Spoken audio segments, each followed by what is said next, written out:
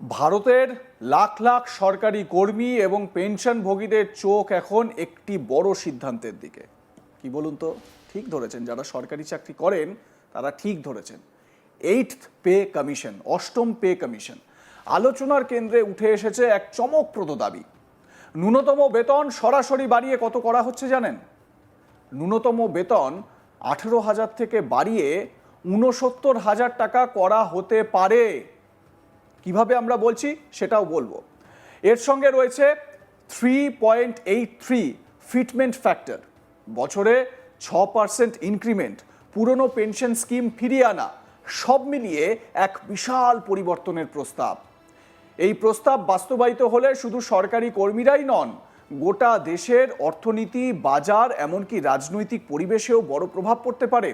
তাই বিষয়টি শুধু বেতন বাড়ানোর খবর নয়, এটি একটি বড় অর্থনৈতিক ও সামাজিক ঘটনা। প্রথমেই বোঝা যাক এই এইটথ পে কমিশন আসলে কি এবং কেন এত গুরুত্বপূর্ণ।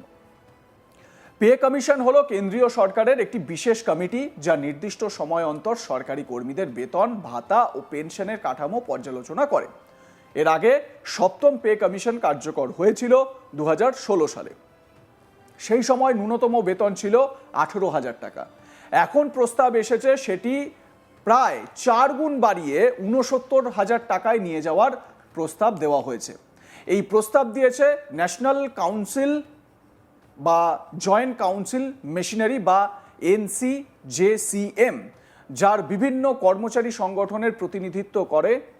যারা এই কাজ করে থাকে তারা একটি বিস্তারিত স্মারকলিপি জমা দিয়েছে, যেখানে শুধু বেতন নয়, পেনশন, পদোন্নতি, ভাতা সব ক্ষেত্রেই বড় পরিবর্তনের দাবি জানানো হয়েছে। সবচেয়ে বড় চমক অবশ্যই ন্যূনতম বেতন 18,000 থেকে 1 লাফে 69,000 টাকা। এটা শুনতে অনেকটা অবিশ্বাস্য মনে হলেও এর পেছনে যুক্তি রয়েছে। গত কয়েক বছরে মুদ্রাস্ফীতি বা মূল্যবৃদ্ধি অনেক বেড়েছে। বাড়ি ভাড়া, শিক্ষা, স্বাস্থ্য, খাবার সব কিছুরই খরচই বেড়েছে। ফলে বর্তমান বেতন কাঠামো অনেক কর্মীর কাছে অপ্রতুল হয়ে পড়ছে। এই কারণেই প্রস্তাব এসেছে 3.83 ফিটমেন্ট ফ্যাক্টরের। সহজ ভাষায় বললে ফিটমেন্ট ফ্যাক্টর হলো একটি গুণক, যার মাধ্যমে পুরনো বেতনকে নতুন বেতনে রূপান্তর করা হয়। মানে এই 18,000 থেকে 69,000 করার যে প্রস্তাব দেওয়া হচ্ছে বা দাবি জানানো হচ্ছে, সেটা যদি আদতেও সেটা করা হয়, তাহলে সেটা করার ক্ষেত্রে যে ফ্যাক্টরগুলোকে বিবেচনা করা হবে সেটাই হচ্ছে এই ফিটমেন্ট ফ্যাক্টর, যে প্রসেসটাকে বিবেচনা করা হবে।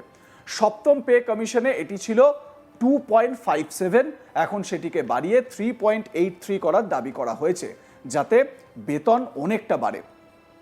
এখানে একটি গুরুত্বপূর্ণ বিষয় হলো এই বৃদ্ধি শুধু নতুন নিয়োগপ্রাপ্তদের জন্য নয়, বরং সব স্তরের কর্মীদের জন্য প্রযোজ্য হবে। অর্থাৎ নিচু স্তর থেকে উচ্চ স্তর সবাই একই হারে বেতন বৃদ্ধি পাবে। এর পাশাপাশি বছরে 6% ইনক্রিমেন্টের প্রস্তাব দেওয়া হয়েছে। বর্তমানে ইনক্রিমেন্টের হার কম, ফলে দীর্ঘমেয়াদে কর্মীদের বেতন মুদ্রাস্ফীতির সঙ্গে তাল মিলিয়ে বাড়ে না। নতুন প্রস্তাব অনুযায়ী প্রতি বছর 6% বৃদ্ধি হলে কর্মীদের আর্থিক নিরাপত্তা অনেকটাই বাড়বে। এবার আসা যাক পে স্ট্রাকচারের বড় পরিবর্তনের কথায়। বর্তমানে সপ্তম পে কমিশনে 18টি পে লেভেল রয়েছে। এই জটিল কাঠামো অনেক সময় পদোন্নতিতে সমস্যা তৈরি করে। অনেক কর্মী দীর্ঘদিন একই স্তরে আটকে থাকেন।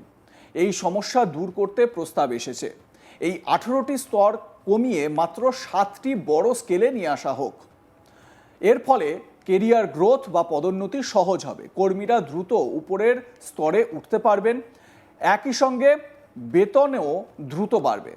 এই প্রস্তাব অনুযায়ী বিভিন্ন স্তরে বেতনের কাঠামো কেমন হতে পারে তারও একটি ধারণা দেওয়া হয়েছে। যেমন বর্তমানে 18,000 টাকার ন্যূনতম বেতন বেড়ে 69,000 টাকা করা হোক, এই দাবি করা হচ্ছে। পরবর্তী স্তরে বেতন শুরু করার দাবি করা হচ্ছে 83,200 টাকা থেকে। আরও একটু উপরের স্তরে বেতন শুরু করার দাবি 1,12,000 টাকা থেকে। তারপরে 1,35,000, এমনকি 2 লক্ষ টাকারও বেশি হওয়ার একটা দাবি জানানো হয়েছে। অর্থাৎ পুরো বেতন কাঠামোই নতুন করে সাজানো হচ্ছে, কম স্তর থেকে বেশি স্তর। এবার আসা যাক পেনশনের প্রসঙ্গে, যা এই প্রস্তাবের সবচেয়ে সংবেদনশীল অংশ। সবচেয়ে বড় দাবি হলো পুরনো পেনশন স্কিম বা ওল্ড পেনশন স্কিম ফিরিয়ে আনা। 2004 সালের পর যারা চাকরিতে যোগ দিয়েছেন তারা বর্তমানে নতুন পেনশন স্কিম বা নিউ পেনশন স্কিমের আওতায় পড়েন। এই স্কিমে নির্দিষ্ট পেনশন গ্যারান্টি নেই, যা অনেক কর্মীর কাছে অনিশ্চিত মনে হয়। তাই দাবি উঠেছে ওপিএস ফিরিয়ে আনা হোক, যেখানে অবসরকালীন বেতন নিশ্চিত থাকে। মানে কোনো একজন ব্যক্তি সরকারি কর্মচারী, তিনি সাপোজ ধরে নিন 30,000 টাকা মাইনেতে তার চাকরি থেকে অবসর নিচ্ছেন, তাহলে তার যে পেনশন সেই পেনশনের হিসেব হবে ওই 30,000 টাকার ওপরে। এছাড়া প্রস্তাব করা হয়েছে পেনশন শেষে বেতনের 67% হওয়া উচিত, মানে পেনশন শেষ বেতনের 67% হওয়া উচিত, এবং ফ্যামিলি পেনশন 50%। মানে আবার ওই 30,000 টাকার উদাহরণ দিই, যদি কোনো ব্যক্তি তার 30,000 টাকা তার শেষ বেতন পেয়ে থাকেন, তাহলে তিনি যখন মানে 30,000 টাকা শেষ মাইনে পেয়ে থাকেন, তিনি যখন পেনশনার হয়ে যাবেন বা পেনশনভোগী হয়ে যাবেন, তখন সেই টাকার মানে ওই 30,000 টাকার 67% তার পেনশন হওয়া উচিত, এমনটা দাবি করা হচ্ছে। তার পাশাপাশি ফ্যামিলি পেনশন 50%, মানে ওই ব্যক্তির যদি মৃত্যু হয় তাহলে তার ফ্যামিলি একটা পেনশন পাবে, সেই ফ্যামিলি পেনশন 50%, মানে 30,000 টাকার 50% 15,000 টাকা হওয়া উচিত বা হওয়ার দাবি তোলা হচ্ছে। পাশাপাশি প্রতি বছরে পেনশন রিভিশনের কথাও বলা হয়েছে। এটি বাস্তবায়িত হলে অবসরপ্রাপ্ত কর্মীদের আর্থিক নিরাপত্তা অনেকটাই বাড়বে। এবার দেখা যাক ভাতা ও সামাজিক নিরাপত্তার প্রস্তাবগুলো। হাউস রেট অ্যালাওয়েন্স বা এইচআরএ বাড়ানোর দাবি জানানো হয়েছে। বিশেষ করে মেট্রো শহরগুলিতে বাড়ি ভাড়া অত্যন্ত বেশি হওয়ায় এইচআরএ 30% বা তারও বেশি করার প্রস্তাব রয়েছে। এছাড়া রয়েছে বিমা কভার বাড়ানো, ডিউটির সময় মৃত্যুর ক্ষেত্রে ক্ষতিপূরণ বৃদ্ধি, লিভ এনক্যাশমেন্টের সীমা তুলে দেওয়া, মহিলা কর্মীদের জন্য মাতৃত্বকালীন ছুটি 240 দিন করার প্রস্তাব এসেছে। পাশাপাশি নতুন কিছু ছুটির ধারণাও দেওয়া হয়েছে, যেমন প্যারেন্ট কেয়ার লিভ, দীর্ঘ পিতৃত্বকালীন ছুটি।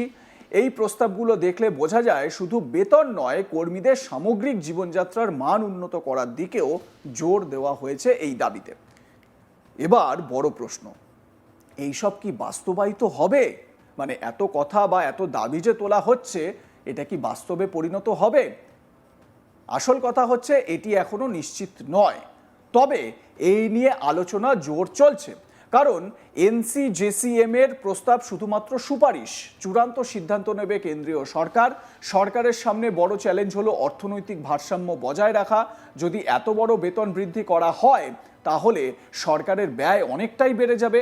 এর প্রভাব পড়তে পারে বাজেট ঘাটতি, তারপরে অন্যান্য খাতে ব্যয় বাড়তে পারে। তার থেকে এই মুহূর্তে যে ক্রাইসিস সিচুয়েশনের মধ্যে দিয়ে সারা বিশ্ব যাচ্ছে, অয়েল ক্রাইসিস, এই পশ্চিম এশিয়ার যুদ্ধের জন্য, তাতে করে মোদী সরকার কি এই প্রস্তাব মেনে নিতে সম্মত হবে? এটাই সবথেকে বড় চ্যালেঞ্জ। আপনাদের মতামত কি এ বিষয়ে জানাতে ভুলবেন না। দেখতে থাকুন আজ তাক বাংলা, সাবস্ক্রাইব করুন আমাদের ইউটিউব চ্যানেলটি, বেল আইকন প্রেস করুন নোটিফিকেশন পেতে।